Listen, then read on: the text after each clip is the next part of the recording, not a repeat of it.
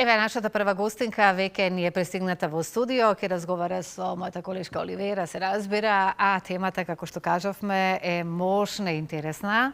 Се работи за хипнотерапија и како подсвеста наша која што се имаме може многу да ни помогне. Јас прво ќе ви посакам добро утро и добро ни дојдовте, како што претпоставував дека ќе има убава и позитивна енергија, така и е.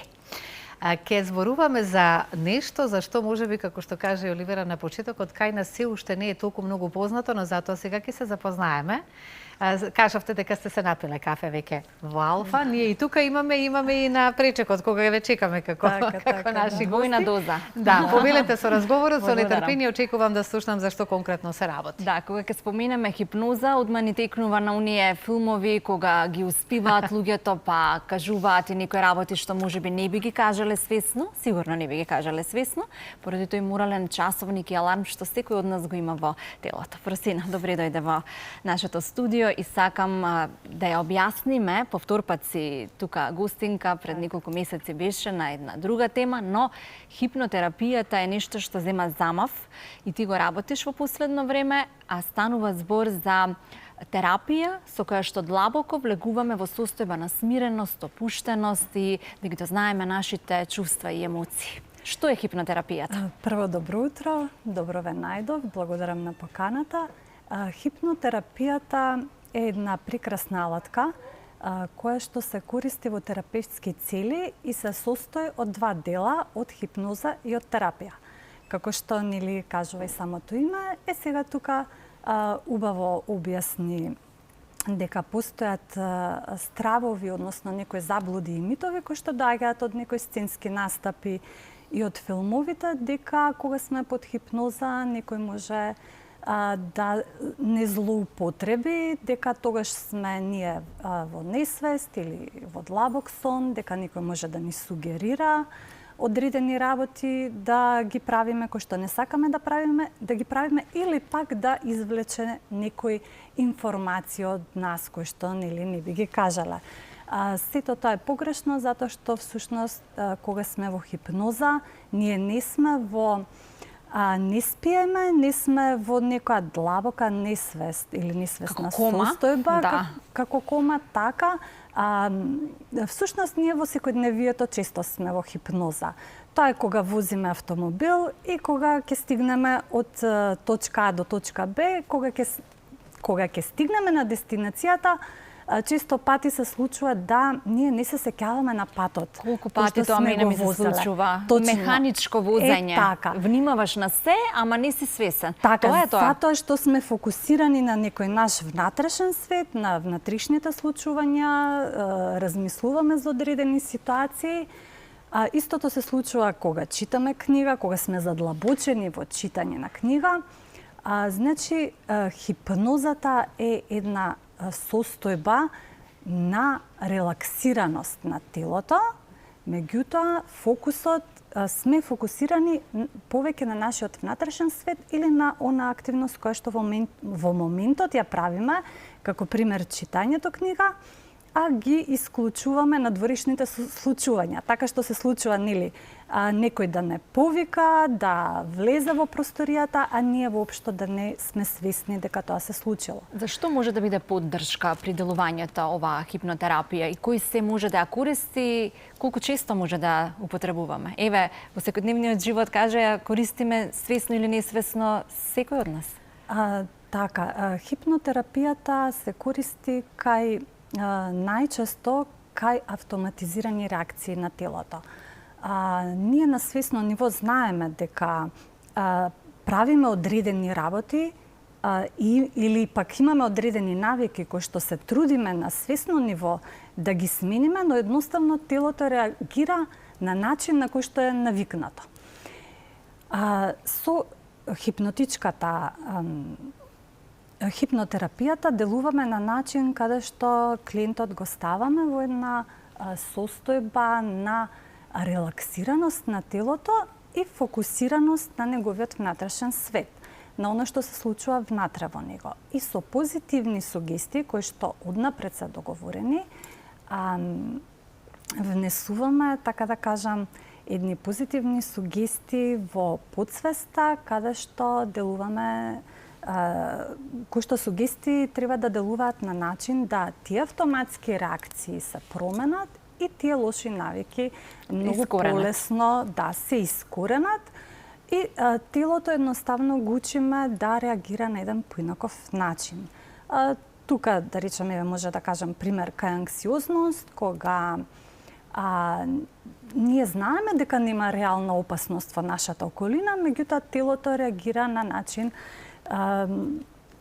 каде што детектира или смета дека е во некаква опасност и реагира на панични напади. Одреден начин. Така, не се користи хипнотерапијата однапред, да кажам, кај лица кои што имаат многу тешки епизоди, каде што е потребна некоја друга поддршка, психијатриска поддршка или некоја друга терапија, се користи кај поблаги случаи. А што велат кога ќе се разбудат од таа хипноза, од таа смиреност и опуштеност во која што влегуваат? Твоите искуства што велат? Така, па тоа е еден убав процес, еден нежен процес кој што претходно договараме што на клиентот му одговара. Значи мора прво добро да го запознаеме, да видиме со што тој се соочува. Секогаш се пристапува со почит кон неговото животно искуство, кон ситуацијата која што ја има, кон предизвиците. Значи тука никогаш не постои осуда или требало вака, требало така. На сите ни се случува живот, нели, и одредени ситуации. Сите си имаме предизвици. Изненадени се затоа што се сеќаваат на голем дел од процесот.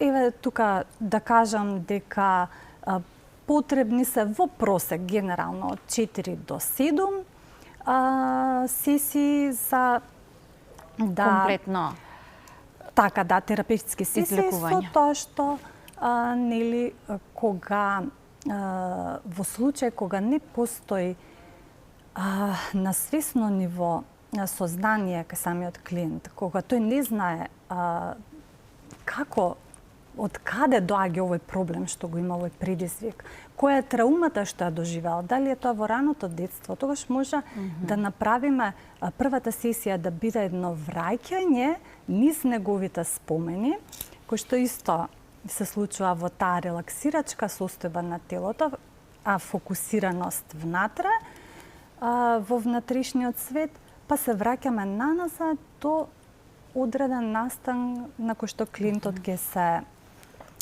се сети, значи кој што е таму некаде во неговата подсвест и ќе дознаеме всушност што е тригерот за се ова што му се случува. Така. Значи се враќаме наназад така, децени. До раното детство може да се вратиме, затоа што често пати таму се кријат некои настани травматски. За колку време влегува во хипноза една личност и колку е безбедно ова се? Така, нема тука правила, се индивидуално, зависи од тоа колку личноста може да се опушти и во реалниот живот, често пати зависи од довербата што ја има помеѓу клиентот и терапевтот.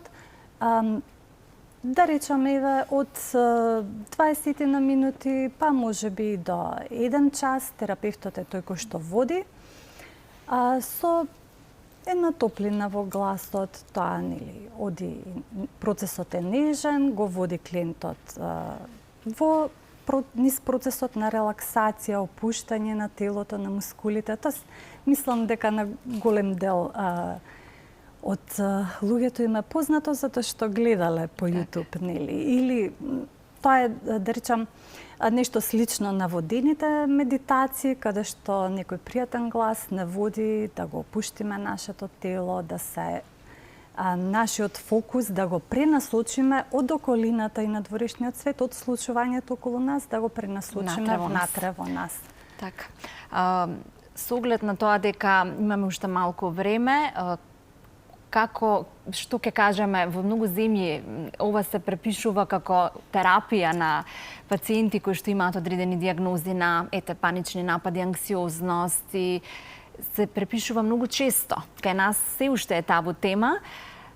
Која е главната порака што ќе испратиме за хипнотерапијата и како може да те најдат? Така, мене ме радува што и кај нас веќе има практичари од различни техники и тоа е добро, затоа што не постои одредена техника која што ќе помогне на секого. Секој треба да си најде она што него му одговара и што резонира со неговите разбирања, неговите сваќања за животот.